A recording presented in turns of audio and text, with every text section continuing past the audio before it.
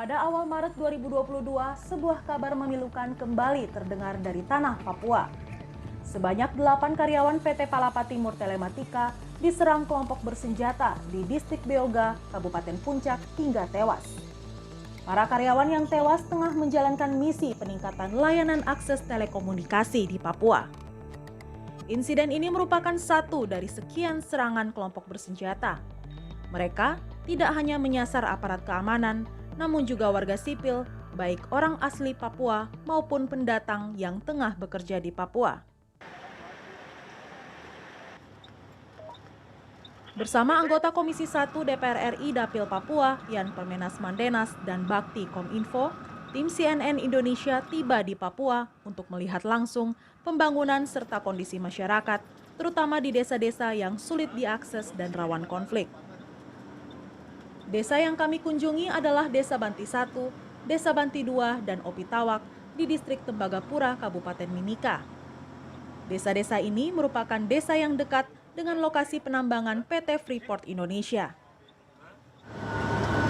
Karena jalur yang kami lewati ini merupakan zona merah sebagai antisipasi penembakan yang dilakukan oleh kelompok kriminal bersenjata, maka kami menuju ke Desa Banti di kawasan Tembagapura ini dengan menumpang bus anti peluru. Bus ini merupakan bus yang biasa digunakan oleh karyawan PT Freeport untuk menuju dan kembali dari lokasi penambangan. Kondisi warga Desa Banti 1 dan 2 serta Opitawak masih jauh dari kata sejahtera. Warga tidak memiliki gedung sekolah yang memadai. Padahal banyak anak-anak di ketiga desa ini. Desa ini juga tak memiliki fasilitas kesehatan seperti rumah sakit atau puskesmas. Terutama pendidikan, kesehatan, karena di sini susah, karena anak-anak tidak sekolah. Masyarakat desa yang sehari-harinya mendulang emas dari limbah pembuangan hasil produksi PT Freeport Indonesia ini tak punya kendala mendapatkan pasokan listrik dan air bersih. Hanya saja, mereka masih mengalami keterbatasan akses pendidikan dan layanan kesehatan. Ini merupakan jembatan penghubung antara Desa Banti 1 dan 2 dan di bawahnya terdapat sungai tempat masyarakat setempat mendulang emas sisa limbah produksi dari PT Freeport. Ironis memang, masyarakat di sini hidup dengan penuh keterbatasan di atas kekayaan alam yang luar biasa. Kondisi serba ironis ini bukan tanpa alasan. Gangguan keamanan yang terjadi di wilayah ini menjadi faktor penghambat pembangunan dan pemberdayaan masyarakat. PT Freeport Indonesia mengaku telah membangun gedung sekolah, rumah sakit, hingga perumahan di 3 desa ini. Namun fasilitas-fasilitas tersebut dibakar saat penyerangan kelompok bersenjata di distrik Tembagapura pada 2018 lalu. Yang terjadi fasilitas-fasilitas yang kami sudah bangun itu jadinya terbakar. Ya. Jadi setelah itu yang terjadi hari ini kita lihat bahwa masyarakat kemudian kembali tinggal di sini. Kemudian kami dukung dengan infrastruktur yang penting seperti air bersih, listrik. Tetapi pastinya mereka akan lihat, waduh ini kesehatan bagaimana, ya, bagaimana dengan pendidikan, ya. Jadi saya pikir itu hal yang wajar. Anggota Komisi 1 DPR RI Yan Permenas Mandenas mendorong pemerintah daerah Kabupaten Mimika bekerja sama dengan PT Freeport Indonesia untuk mempercepat pembangunan renovasi sekolah, puskesmas, serta infrastruktur pendukung lain. Yan menambahkan, yang terpenting dari upaya pemulihan pembangunan adalah memastikan jaminan keamanan pada masyarakat desa.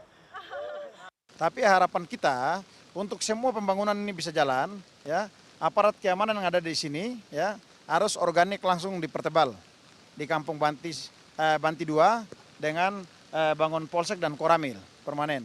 Kemudian satgas yang lain ini juga kalau memang diperlukan dipermanenkan saja di atas. Wilayah berikutnya yang kami kunjungi adalah Kabupaten Paniai dan Dogiai. Secara geografis, kedua wilayah ini terletak di pedalaman, tepatnya di pegunungan tengah Papua. Di Kabupaten Paniai ini, warga sedang giat memproduksi kopi lokal sebagai upaya pengembangan ekonomi rakyat. Menurut Koordinator Petani Kopi Paniai, Agus Kadepa, hingga kini ada lebih dari 900 petani kopi yang tersebar di 19 distrik Kabupaten Paniai. Agus mengaku dalam setahun, biji kopi dapat dipanen dalam rentang waktu 3 hingga 4 bulan dan diolah serta dipasarkan oleh masyarakat Paniai. Menurut Agus, selama semua kegiatan dikerjakan oleh orang asli Papua, maka seluruh proses produksi kopi Paniai di Kabupaten Paniai berlangsung aman.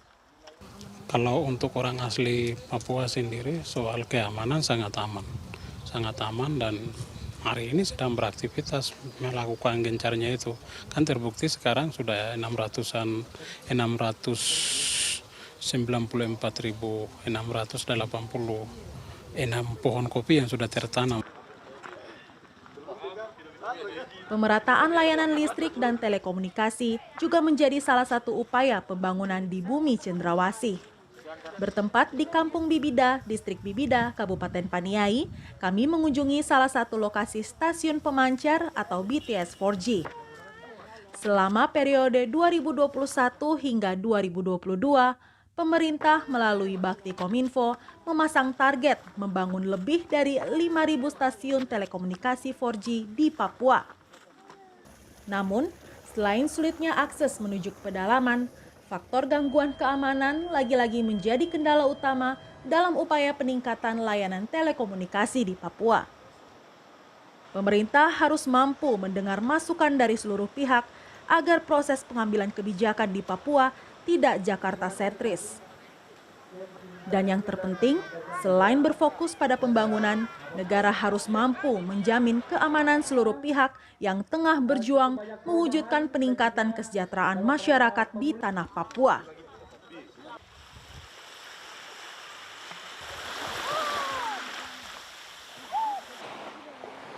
Berbicara mengenai bagaimana meningkatkan kesejahteraan di Papua, faktor utama yang harus benar-benar sejalan adalah bagaimana menjamin keamanan masyarakat, terutama yang berada di wilayah-wilayah rawan konflik.